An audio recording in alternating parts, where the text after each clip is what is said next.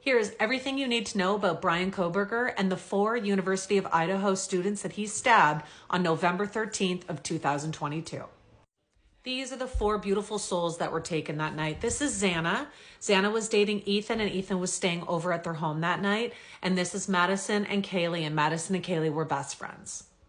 Ethan and Xana were at a party on campus that night. They arrived home around 1:45 a.m. Madison and Kaylee were also out that night. They were at a downtown sports bar called the Corner Club, and they left there around 1:30 a.m. The two stopped at a food truck at 1:41 a.m. to order something to eat, and the food truck happened to be live streaming on a Twitch channel, so there's actual video footage of the 2 girls waiting for their food. Once they got their food, they ended up getting a drive home with someone. Once the 4 were at home, the police were able to put together a bit of a timeline based on events happening on their phone. For instance, we know that Kaylee was trying to call her ex-boyfriend between 2:44 a.m. and 2:52 a.m. And we know that Xana actually ordered DoorDash at 4 a.m. This is the home where everything took place that night. There were actually 5 university students renting this home. There were 6 people, however, in the home that night as Ethan, Xana's boyfriend, was sleeping over. It was initially believed that the 2 other roommates in the home must have been sleeping on the first floor and had slept in. But after affidavits and things were released, we now know that 1 roommate was sleeping on the first floor and had slept through it. But the second roommate was actually on the second floor, the same floor that Ethan and Xana were sleeping on. Madison and Kaylee were on the 3rd floor. The roommate sleeping on the second floor was actually able to give police quite a bit of information from that evening. She actually woke up a few times. The first time she thought she heard Xana and her dog.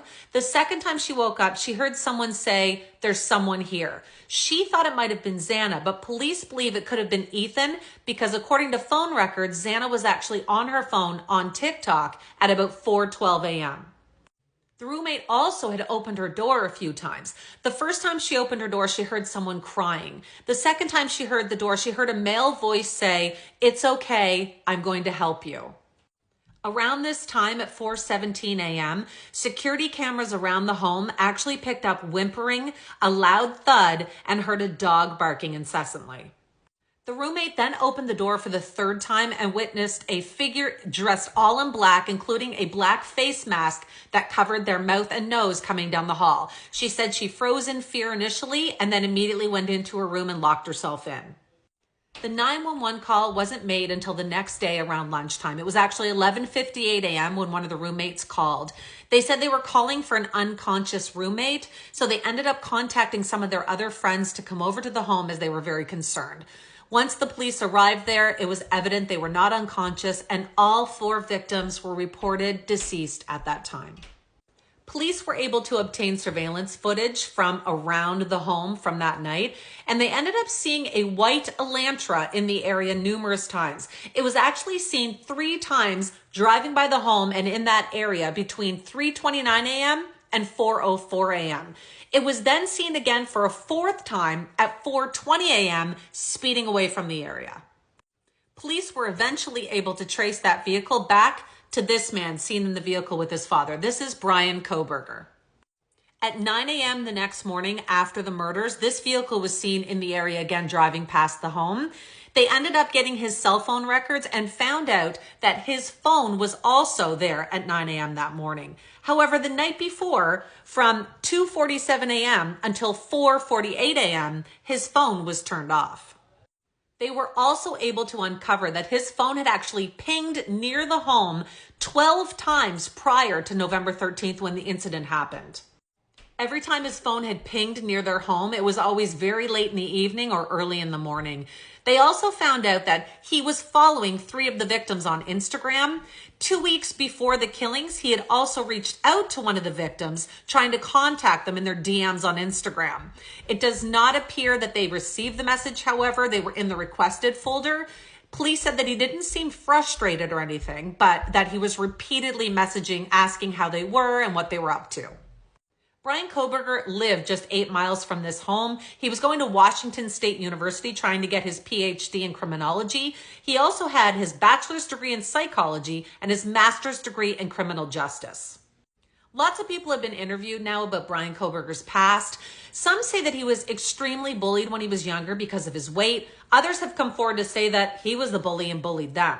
One interview in particular was from a bar owner of the Seven Sirens Brewing Company.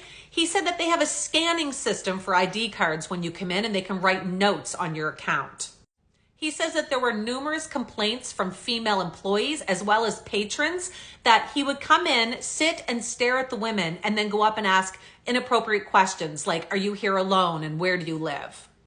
The owner says that he eventually approached Kohberger one night when he came in, told him that all of this needed to stop, and Kohberger in response said that it wasn't him and he must have him confused with someone else.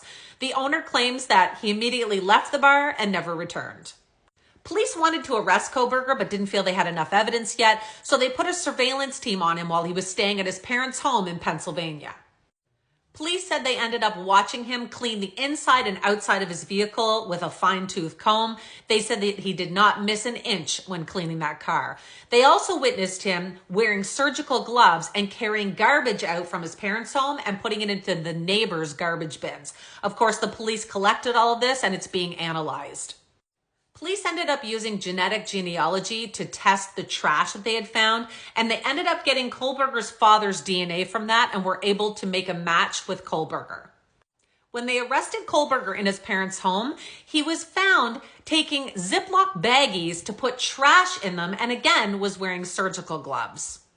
No murder weapon had been recovered from the scene, but they did find a sheath for a knife that had Kohberger's DNA on it.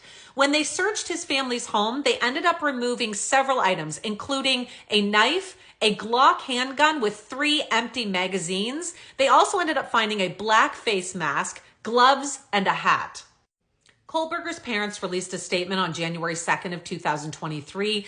They expressed their extreme condolences to the victims' families, but they also stated that they would be supporting their son as they did not believe he was guilty, nor is he admitting any guilt. Kohberger is now being charged with 4 counts of murder and 1 charge of felony burglary. He waived his right to a speedy trial, and he also did not fight the extradition that police wanted to bring him from Pennsylvania to Idaho. Police said when they took him from Pennsylvania to Idaho that he didn't say much, but it seemed that he was extremely nervous, and at times he would talk to himself, telling him everything's going to be okay. It was announced this past June that they are going to be seeking the death penalty in this case. We don't know when the trial is going to start because, again, he has waived his right to a speedy trial, but they are thinking it's going to be in 2024. His lawyers actually put in a motion for there to be no cameras or video streaming in the courtroom, and there's been a happy medium, I guess, made. The judge has now ruled that there will be no news or media coverage allowed in the room, no cell phones or anything like that, but that the court will be live streaming it. And I will be posting, of course, the link where you can watch that as soon as it comes up. So make sure to hit follow. This past February, the owners of this home that the 4 students rented donated this home to the university, and the university has announced that it will be demolished.